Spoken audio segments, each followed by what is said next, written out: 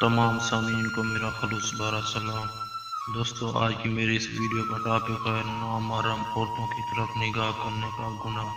حضرت رسول خدا صلی اللہ علیہ وآلہ وسلم فرماتے ہیں، جو بھی نامحرم عورت کی طرف بھرپور نگاہ کرے تو اللہ تعالیٰ قیامت کے روز اس طرح معشور فرمائے گا کہ آگ کی میخیں اس میں پیوست ہوں گی، اور اللہ تعالیٰ تمام لوگوں کے حساب و کتاب سے فارغ ہو کر حکم دے گا کہ اسے آگ میں ڈال دیا جائے، یعنی اتنی مدت اسے اذیت ناک انتظار میں گزارنا پڑا۔ کسی اور جگہ حضرت محمد مصطفیٰ صلی اللہ علیہ وآلہ وسلم نے فرمایا، جو شخص کسی نامحرم عورتوں سے مصافحہ کرے تو قیامت کے دن لوہے کا توق اس کی گردن میں ہوگا، زنجیروں میں جکڑا ہوا ہوگا، بس حکم دیا جائے گا کہ اسے آگ میں پھینک دو۔ اور جو شخص ایسی عورت کے ساتھ مذاق کرے جس کا وہ مالک نہ ہو، یعنی اپنی بیوی اور کنیز کے علاوہ کسی اور عورت سے مذاق کرے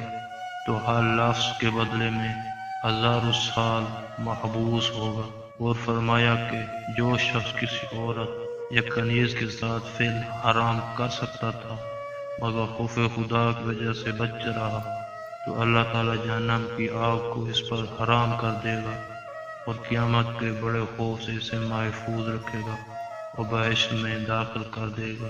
ہم دعا کرتے ہیں کہ اللہ تعالیٰ ہمیں غیر محرم عورتوں کی طرف نگاہ کرنے سے محفوظ فرمائے۔ آمین۔